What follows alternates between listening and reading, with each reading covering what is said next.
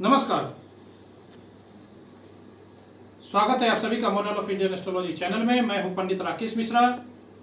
उपस्थित हूं मैं राहु और केतु का 23 सितंबर को परिवर्तन के ऊपर में बृहद चर्चा को लेकर के। ये राहु और केतु का परिवर्तन पूरे 1.5 सालों के लिए 18 महीने के लिए हो रहा है। इसीलिए हम सभी को इस राहु और केतु के परिवर्तन के बारे में जानने की अति आवश्यकता है और बहुत ही महत्वपूर्ण है।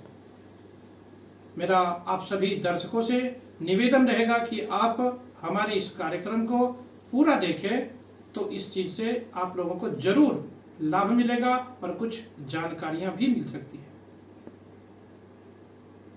यहां पर मैं राहु का वृषभ राशि में और केतु का वृश्चिक राशि में गोचर रहेगा, तब हमारी राशियों का क्या फल होगा, हमारी राशियों पर हमें किन बातों से बचना है, किन बातों से खुश होना है और क्या उपाय करें इसके लिए। राहु अपनी उच्च राशि में और केतु अपनी उच्च राशि में परिवर्तन करेंगे। राहु केतु का अपनी अपनी उच्च राशि में जाना दुनिया के लिए एक खुशखबरी है।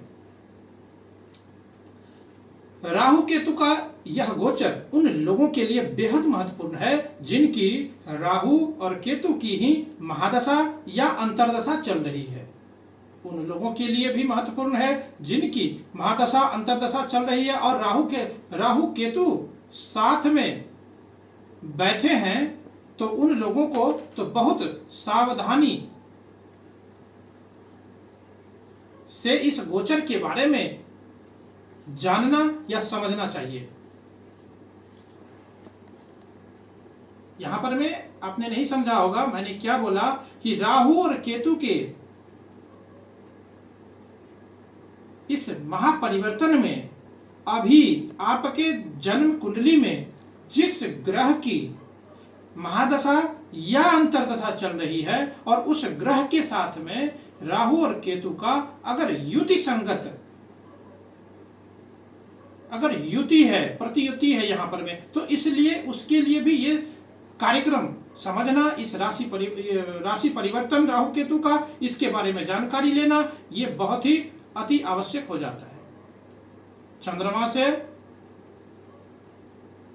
इस कार्यक्रम ये आप लोगों के सामने प्रस्तुत कर रहा हूं, ये totally based on moon sign है।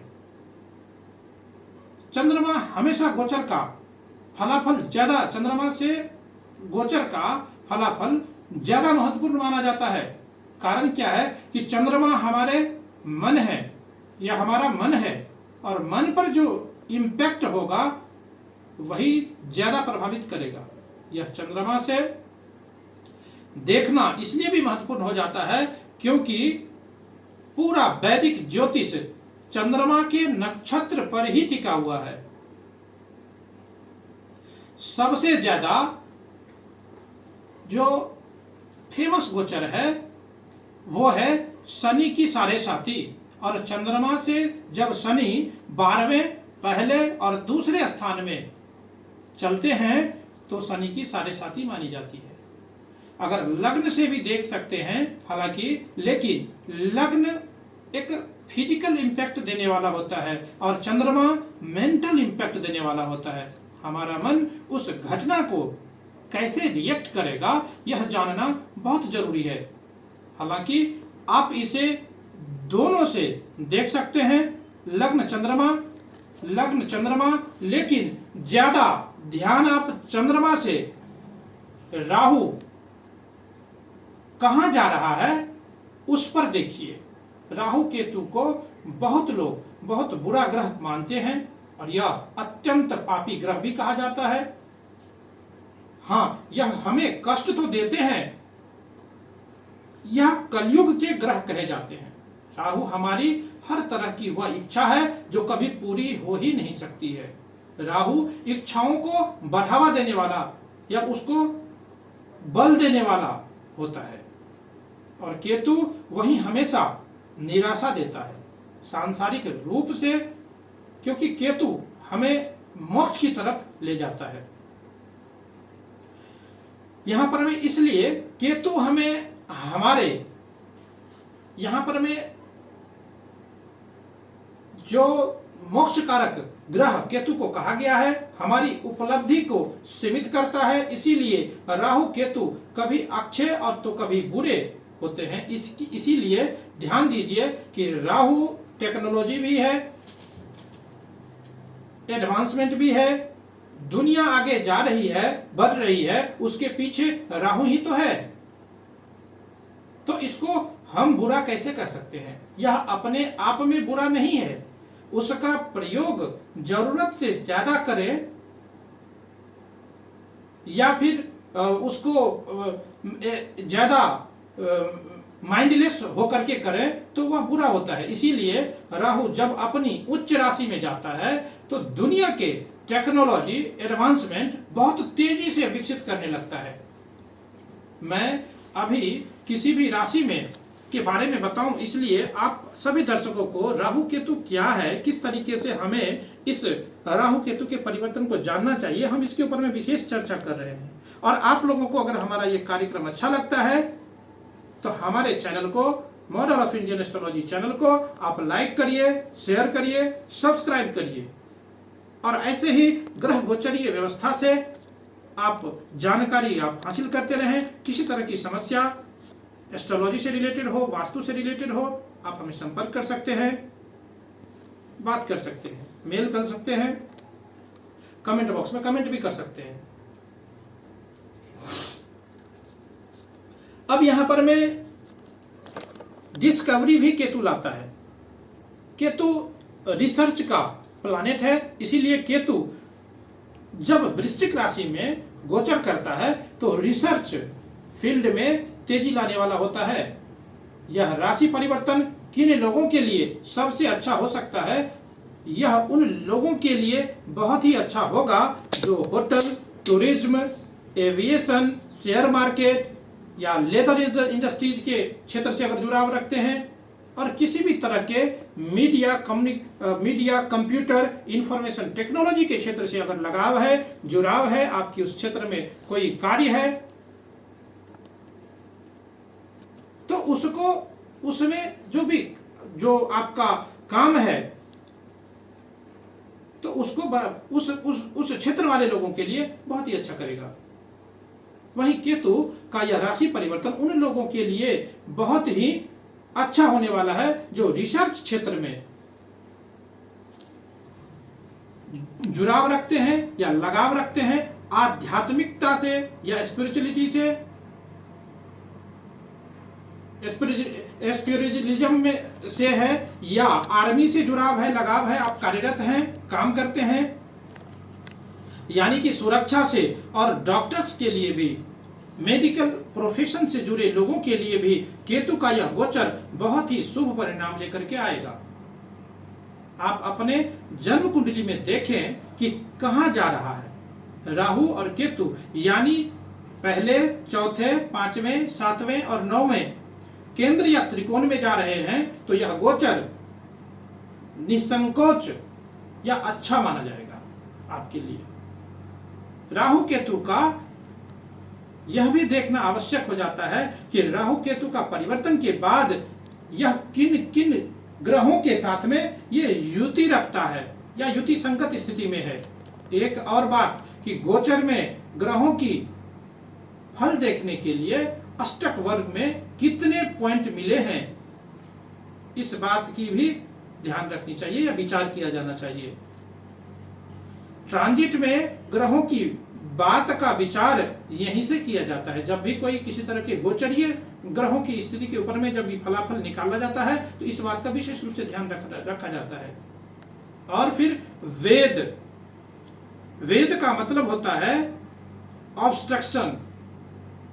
देखिए कि राहु और केतु जहां से गोचर कर रहे हैं वहां से वेद पॉइंट में कोई ग्रह है कि नहीं है, यानी कि अलग अलग ग्रहों के अलग अलग वेद पॉइंट होते हैं। शनि केतु एक जैसा वेद देते हैं और बुध राहु जैसा वेद देते हैं। यह भी देखना होता है कि राहु केतु आपके जन्म नक्षत्र से कहां गोचर कर रहे हैं, कौन से नक्षत्र में जा रहे हैं। बहुत जरूरी होता है इस बात को जानना कि जब जन्म नक्षत्र यानी चंद्रमा जिस नक्षत्र में बैठा हो वह नक्षत्र जन्म नक्षत्र होता है, और उसमें दूसरा नक्षत्र क्या होता है, संपत यानी संपत्ति, धन देने वाला। तीसरा नक्षत्र होता है विपत्त। चौथा नक्षत्र होता है श्रेम यानी सुख। पांचवा नक्षत्र होता है प्रत्यधि यानी ऑब्स्ट्रक्शन। छठा नक्षत्र होता है साधन यानी अचीवमेंट। सातवां नक्षत्र होता है निधन। आठवां नक्षत्र होता है मैत्री। नौवां नक्षत्र होता है परम मैत्री। 10वां कर्म। 9वां आधान। 23वां वैनाशिक। तो इन नक्षत्रों पर ध्यान देना पड़ता है। दृष्टि संबंध भी बदलाव लाता है हमारे जीवन में। ये सारी बातें आप लोगों के साथ में इसलिए बताया जिनको जानकारी है, जो ज्योतिष ऑलरेडी सीख रहे हैं या सीखे हुए हैं, जो जानकारी रखते हैं उनके लिए भी, और जो उनको नहीं पता है उनके लिए भी। तो ये सारी जानकारी अब जानने के बाद अब बात करेंगे कि राशियों के ऊपर में इसका क्या प्रभाव होगा। अब हम बात करेंगे राशियों के क्रम में मिथुन राशि। तो मिथुन राशि वाले जातकों के लिए यह राहु और केतु का परिवर्तन जो कि 23 सितंबर को होने जा रहा है, इसका क्या प्रभाव रहेगा, इसके क्या परिणाम अच्छे होंगे, क्या बुरे होंगे, हमें किस तरह किन किन बातों का ध्यान रखना है, इसके ऊपर हम विशेष चर्चा करेंगे।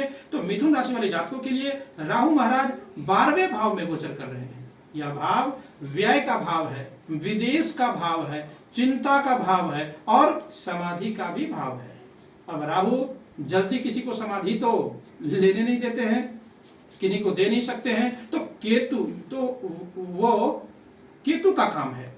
वहीं विदेश से मिथुन राशि वाले जातकों को अगर आपका व्यापार है या लगाव है या जुड़ाव है या पैसा अटका हुआ है तो उसके लिए ये समय बहुत ही अच्छा रहेगा। विदेश जो लोग विदेश जाना चाहते हैं, पढ़ाई के लिए यात्रा करना चाहते हैं या किसी तरह के सिलसिले में फॉरेन सेटलमेंट का अगर आप देख रहे हैं, प्लानिंग कर रहे हैं, ट्राई कर रहे हैं, तो यहाँ पर मैं उसके लिए उन सभी लोगों के लिए ये समय बहुत ही अच्छा रहेगा। विदेश जाके सेटल कर देगा ये। यहाँ पर में राहु की ये प्रवृत्ति रहेगी, लेकिन बाकी मामलों में खर्चों को बढ़ा देगा, चिंताएं बढ़ा देगा, रात की नींद तक उड़ा देगा। तो मिथुन राशि वाले जातकों के लिए सतर्क रहने का समय है।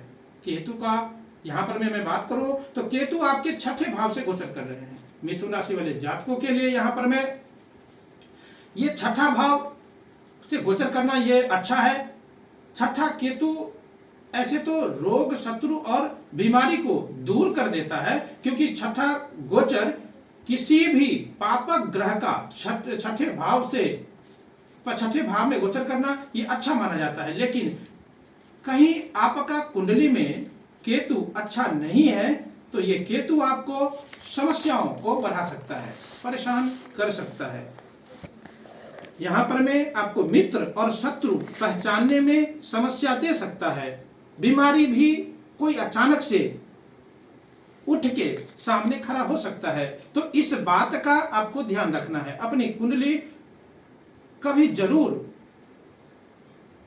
यहाँ पर मैं अपने कुंडली का भी आपको जरूर आकलन होना चाहिए कि कौन सी महादशा चल रही है, अंतरदशा चल रही है, वो भी देखना होगा। आप तो यहाँ पर मैं आपको सावधान जरूर रहना है, क्योंकि ये कारागार योग को का भी निर्माण कर देता है। अब बात करेंगे कि हर मिथुन राशि वाले जातकों के लिए कारागार का योग बनेगा, नहीं, ऐसा नहीं है। जो किसी अवैध तरीके के कार्य को, जो डिसिप्लिन में काम नहीं है उनका, जो किसी ऐसे झंझट वाले कामों में संलिप्त हैं, उनके लिए ये हो सकता है, सबके लिए नहीं। जिनका काम ही नहीं है, इस तरीके का कोई झंझट वाला काम नहीं है, तो उनके लिए कारागार योग का निर्माण नहीं होगा वहां पर में। या आपकी कुंडली में अगर बहुत अच्छे पोजीशन में बैठे हैं राहु केतु, तो आपके लिए परेशान देने वाला नहीं होगा। आप किसी को ध्यान रखें कि कर्ज देने से आपको इस पीरियड में बचना चाहिए। कार्य क्षेत्र में परेशानी दे सकते हैं, हो सकता है। नौकरी में उतार चढ़ाव की स्थिति को आप देख सकते हैं, मिल सकती है। संचित धन में जो आपने संचय करके रखा था उसमें हानि होने की संभावनाएं जरूर यहाँ पर में रहेगी। आप शनि की साढ़ेसाती में भी, ढैया में भी चल रहे हैं, इसका भी आपको ध्यान रखना है। तो आपको इन सभी समस्याओं से समाधान के लिए मैं आपको एक उपाय बताते चलता हूं कि सबसे पहली बात कि राहु और केतु के समस्याओं से, किसी भी कार्य में अड़चन से बचने के लिए, निर्विघ्नता पूर्ण के लिए गणेश अथर्वशीर्ष का पाठ, गणेश पंचरत्न का पाठ, गणेश जी के मंत्रों का जप, दुर्वा चढ़ाना गणेश जी को, और शनि के प्रभाव से बचने के लिए हनुमान जी की आराधना, दुर्गा सप्तशती के पाठ का करना। अगर आप संबल हैं, आप अगर समृद्ध हैं, तो आप किसी इन सारे तरीकों के परेशानी से आप परेशान हो रहे हैं तो किसी ब्राह्मण के द्वारा दुर्गा सप्तशती का पाठ करवा लेना, सुंदर कांड का पाठ करवा लेना, और खुद से आप हनुमान चालीसा का पाठ करना, गणेश जी की आराधना करना। इससे आपको सुरक्षा मिलेगी और इन सारी परेशानियों से आप बच जाएंगे। तो ये था मिथुन राशि वाले जातकों के लिए राहु और केतु का 23 सितंबर से जो गोचर हो रहा है 18 महीने के लिए, इसके प्रभाव आप सभी दर्शकों को मैं निवेदन करते चलता हूं कि अगर आप लोगों को हमारा ये कार्यक्रम अच्छा लगता है तो आप हमारे इस चैनल को लाइक करें, शेयर करें, सब्सक्राइब करें, बेल आइकन को दबाएं, ताकि हमारे चैनल के माध्यम से आप लोगों तक जानकारी समय पे मिलती रहे। आज के लिए बस इतना ही। जय सिया राम, जय श्री कृष्ण।